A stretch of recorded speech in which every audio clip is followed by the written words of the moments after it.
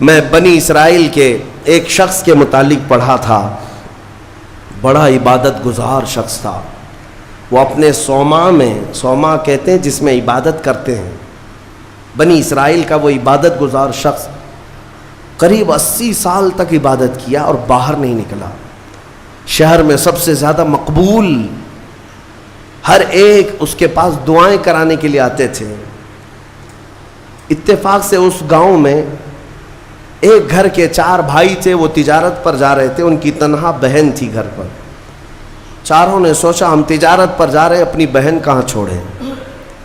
تو چاروں نے کئی لوگوں سے مشورہ کیا اور بزرگوں سے بات چیت ہوئی تو کہا کہ وہ عابد جو شب زندہ دار ہیں، رات بھر عبادت کرتے ہیں، ان کی نگرانی میں چھوڑ کر، ان کی کفالت میں چھوڑ کر چلے جاتے.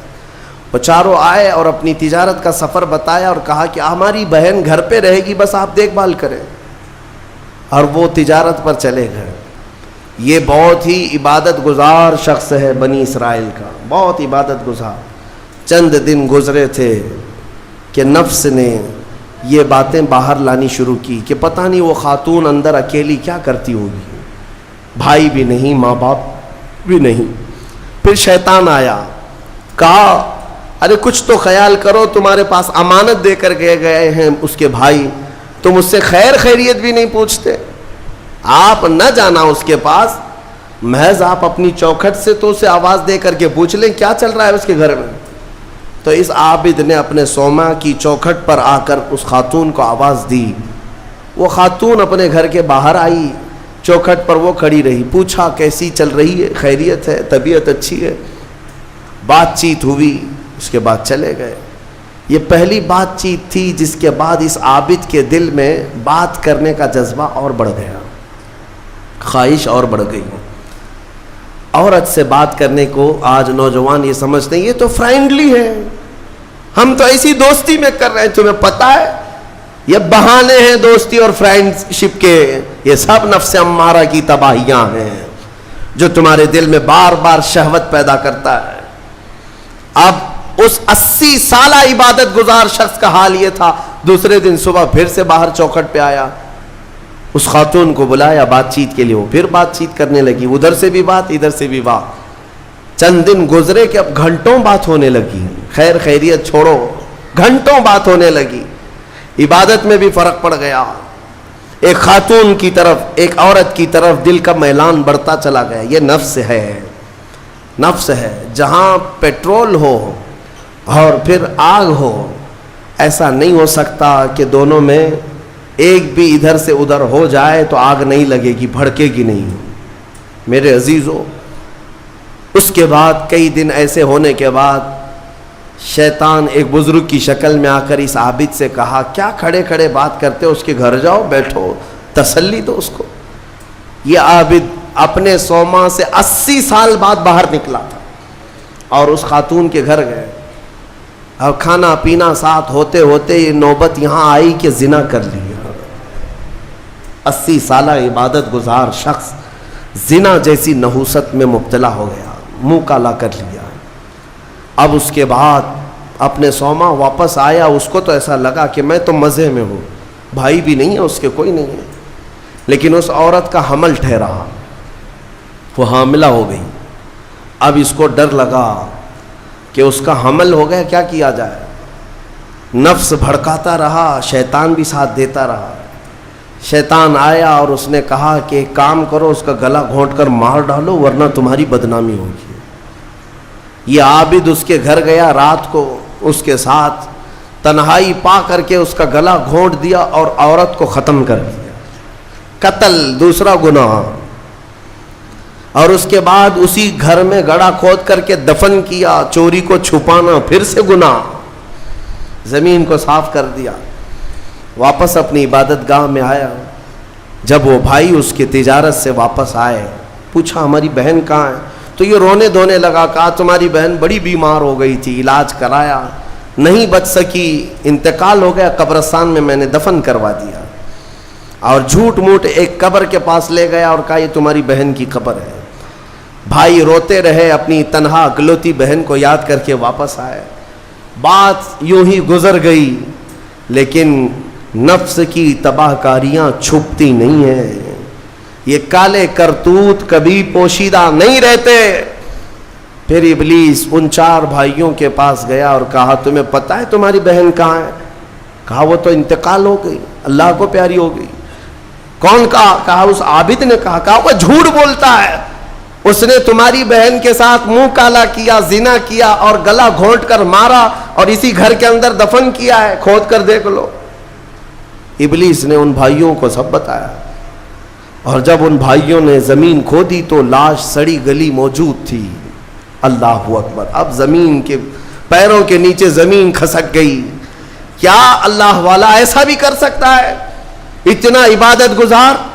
پھر لوگوں کو جمع کیا گیا، سبوں نے دیکھا تو اس کے بعد غصے میں سارے لوگ بپھر گئے اور سب کے سب ٹوٹ پڑے اس صومعہ پر، اور اسے کھینچ کر کے باہر لایا گیا اور اس سے پوچھا گیا۔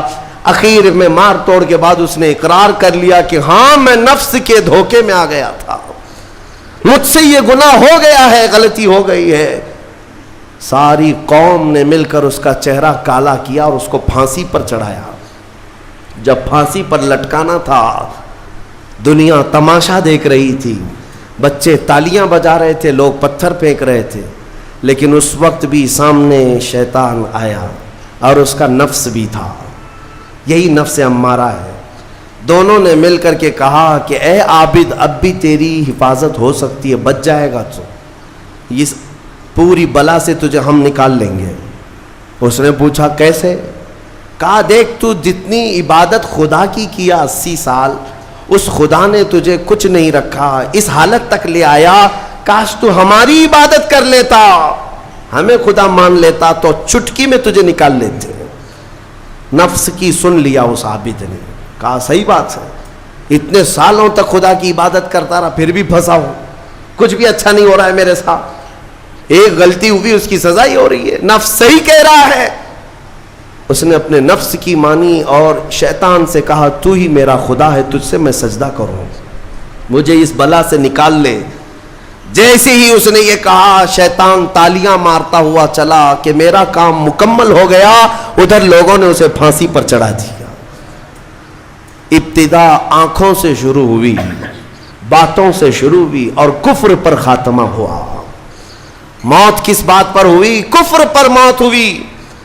لوگ ہلکے میں لیتے ہیں کہ یہ یوں ہی مزے کی زندگیاں ہیں۔ میرے عزیزوں، نفس سے الرٹ رہو۔ اس نفس نے اچھے اچھوں کا تقوی بھسم کر دیا، کئی لوگوں کی عبادتیں ضائع کر دیں، عورت کے فتنے سے، مال کے فتنے سے، حرص لالچ کے ذریعے سے اس نے ایمان کو تباہ کیا ہے۔ اور پھر میں آخر میں یہی کہتا ہوں، اس نفس کو اگر کوئی کنٹرول کر سکتا ہے تو اللہ کا یہ پیارا مہمان رمضان المبارکہ ہے۔ یہ رمضان ہے، یہ رمضان ہے جو تمہیں نفس کی غلامی سے آزاد کرائے گا۔ اس سے خوب محبت کرو، خوب محبت کرو۔ قیامت کے دن ایک شکل میں آئے گا، ایک شکل میں آئے گا، خوبصورت شکل میں آئے گا، خوبصورت شکل میں آئے گا۔ اور حدیث پاک میں ملتا ہے کچھ بندے وہ ہوں گے جن کی سفارش کے لیے رمضان آئے گا، رمضان آئے گا، اور اللہ تعالیٰ رمضان کی اور قرآن کی سفارش کو کبھی رد نہیں فرمائے گا۔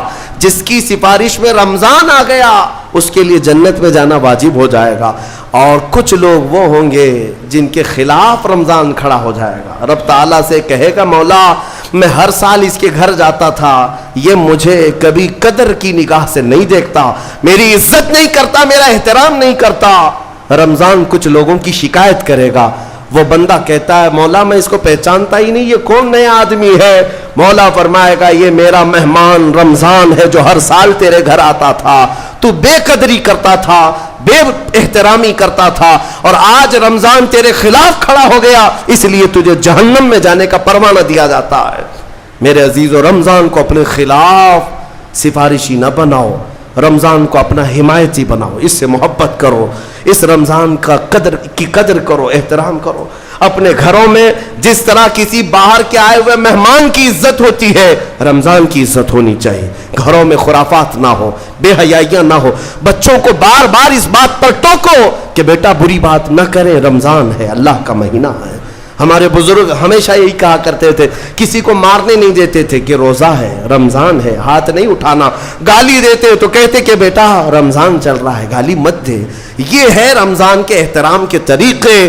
آج یہ ہمارے معاشرے سے جا رہے ہیں. اسی لیے میں کہتا ہوں ہر بات پر تاکید کرو اپنے بچوں کو کہ رمضان ہے، رمضان ہے. اور انشاءاللہ العزیز یہ رمضان ہماری سفارش کرے گا اور مولا اس کی سفارش پر ہمیں جنت عطا فرمائے گا.